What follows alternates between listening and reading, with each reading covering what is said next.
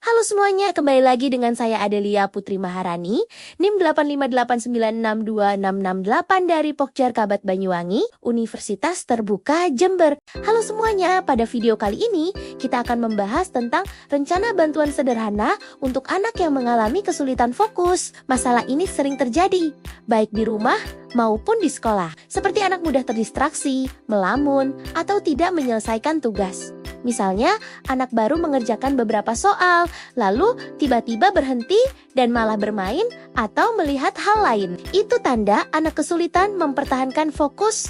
Nah, berdasarkan rencana bantuan yang telah disusun, ada 3 strategi praktis yang bisa dilakukan oleh orang tua di rumah. Strategi pertama dengan membagi tugas dan timer. Strategi pertama adalah membantu anak fokus dengan cara membagi tugas menjadi bagian kecil dan menggunakan batas waktu. Contohnya, anak tidak langsung mengerjakan 20 soal, tapi cukup 5 soal dulu. Lalu, orang tua bisa pasang timer 10 menit supaya anak tahu kapan harus fokus. Setelah itu, anak diberi waktu istirahat singkat sekitar 3-5 menit agar tidak merasa lelah atau bosan. Jadi anak belajar fokus sedikit demi sedikit, bukan dipaksa lama sekaligus. Strategi ini diterapkan saat anak belajar atau mengerjakan PR.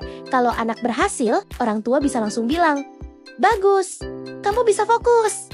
Atau kasih stiker bintang. Selain itu, orang tua juga bisa mencatat durasi fokus anak setiap hari untuk melihat perkembangan.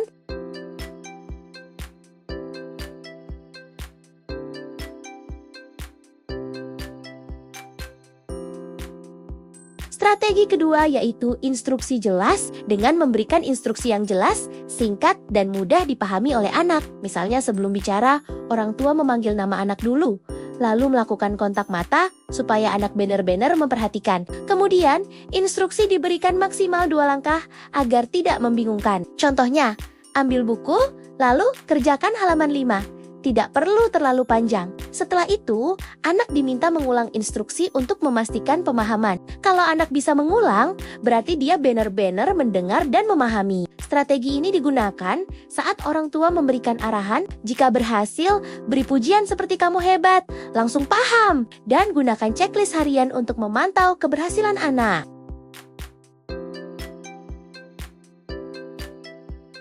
Strategi yang ketiga yaitu lingkungan belajar. Dengan kita sebagai calon orang tua, perlu menciptakan lingkungan belajar yang kondusif agar anak tidak mudah terdistraksi. Misalnya, anak belajar di tempat khusus yang tenang, tidak sambil menonton TV atau bermain HP. Lingkungan yang minim gangguan sangat membantu anak untuk mempertahankan fokus. Bisa juga pakai tanda seperti sedang belajar supaya tidak diganggu anggota keluarga lain. Strategi ini diterapkan saat waktu belajar berlangsung. Kalau anak berhasil belajar dengan baik, bisa diberi reward seperti tambahan waktu bermain. Dan orang tua dapat mencatat kondisi belajar anak setiap hari. Ketiga strategi tersebut membuat anak merasa menjadi lebih fokus, lebih memahami instruksi, lebih mandiri, dan lebih percaya diri. Semua ini terjadi secara bertahap melalui latihan yang konsisten dan dukungan dari orang tua.